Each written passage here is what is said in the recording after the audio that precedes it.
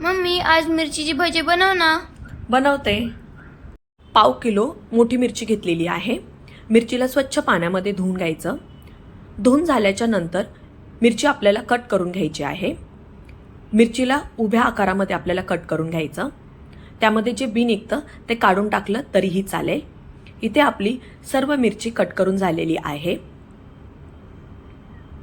इथे मी 3 बटाटे उकडून घेतलेले आहे. त्याच्यावरची साल काढून घ्यायची आणि बटाट्याला आपल्याला हातानेच फोडून घ्यायचं आहे.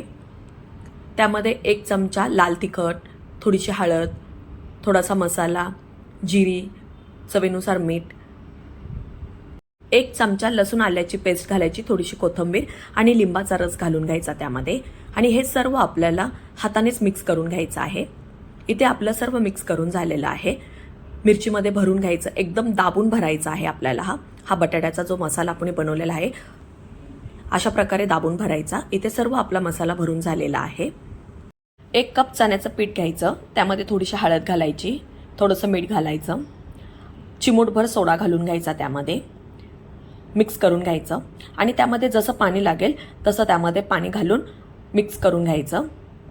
कढईमध्ये तेल गरम करण्यासाठी ठेवायचं आणि आपण जी मसाला भरलेली मिरची आहे ती चण्याच्या पिठामध्ये बुडवून घ्यायची आणि एक सावकाश तेलामध्ये सोडून घ्यायची. इथे आपल्या सर्व मिरच्या तेलामध्ये सोडून झालेल्या आहेत.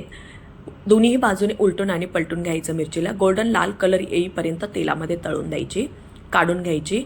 इथे आपल्या सर्व मिरच्या तळून झालेल्या आहेत.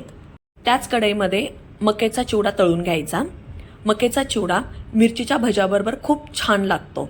हे पहा किती छान झाली आहेत ना मिरचीची भजी. मी तुम्हाला एक फोडून दाखवते. मिरचीच्या भजीवर वरून लिंबू पिळलं ना तर खूप छान लागतात. ही भजी तुम्ही पावाबरोबर, चपातीबरोबर किंवा अशीही खाल्ली तरी खूप छान लागतात. एकदा नक्की तुम्ही ही मिरचीची भजी करून पहा. कमेंट बॉक्समध्ये मला नक्की सांगा की मिरचीची भजी कशी झाली. चॅनलवर जर का तुम्ही नवीन असाल तर लाईक, शेअर, सबस्क्राईब करण्यासाठी अजिबात विसरू नका. तोपर्यंत बाय बाय.